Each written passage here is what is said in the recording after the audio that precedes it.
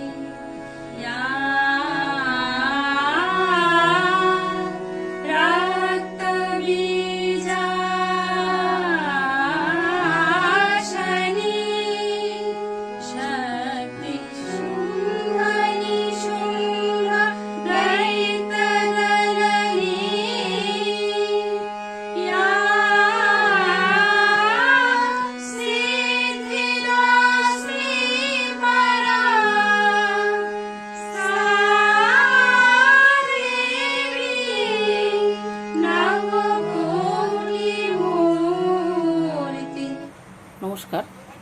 এই সামনেই চলে আসছে দুর্গাপুজো, তার আগেই আমার এই সঙ্গীত বিদ্যালয়ের ছাত্রছাত্রী নিয়ে প্রাক মহালয়ার অনুষ্ঠান করলাম। সকাল থেকে অনুষ্ঠান চলছে, নাচ গান, আরও অনেক প্রোগ্রাম আছে আমাদের এখানে। আর এখানে উপস্থিত ছিলেন আমাদের এই গ্রাম পঞ্চায়েতের উজ্জ্বল তালুকদার, অনেকেই। যাই হোক, সারাদিন ধরে চলবে সুন্দর অনুষ্ঠান। এবার নিয়ে আমাদের 3 বছর হলো আর কি। বাঙালির সেরা পুজো হচ্ছে দুর্গোৎসব এবং মহালয়া এখনো 2 দিন বাকি। হ্যাঁ হঠাৎ এই ধরনের চিন্তাভাবনা কেন যে প্রাক মহালয়া? হ্যাঁ, এটা আমার মহালয়ার 2 দিন মাথায় আসলো। গতবার করেছিলাম যে মা দুর্গার আগে যে প্রস্তুতি, মায়ের দুর্গাপূজার আগে যে প্রস্তুতি, তার আগে তো মহালয়, 21শে সেপ্টেম্বর তো মহালয়, তার আগে প্রাক মহালয়ের যে প্রস্তুতিটা, তার জন্য ভাবলাম যে এই প্রোগ্রামটা আমার এই সঙ্গীত বিদ্যালয়ের স্টুডেন্টদেরই করি, ছাত্রছাত্রীদের নিয়েই। এটা মাথায় আসলো যে আমরা প্রস্তুতি করবো, তাতে আমাদের মনে, সবার মনে যে এরকম মা চলে আসছে, তা তো আছেই, আরও চলে আসছে কাছে। মানে আগমনের সুর বাজিয়ে হ্যাঁ হ্যাঁ, দিলেন। সুর বাজলো। যাই হোক, আমার ছোট ছোট বাচ্চা, ছাত্রী, মায়েদের সবাইকে আমার আন্তরিক ভালোবাসা। ওরাও খুব সহযোগিতা করেছে। কালকের থেকে অনেক মায়েরা এসে অনেক গোছগাছ করছে, ওরা অনেক পরিশ্রম করছে, ওদেরকেও আমার অনেক ধন্যবাদ। এইভাবে যেন স্কুল নিয়ে পরবর্তীতেও যেন আরও সুন্দরভাবে অনুষ্ঠান করতে পারি, সেটাই কামনা রাখছি। এই যে বাঙালির সেরা উৎসব দুর্গোৎসব, হ্যাঁ, আপাময় বাঙালির উদ্দেশ্যে কি বলবেন?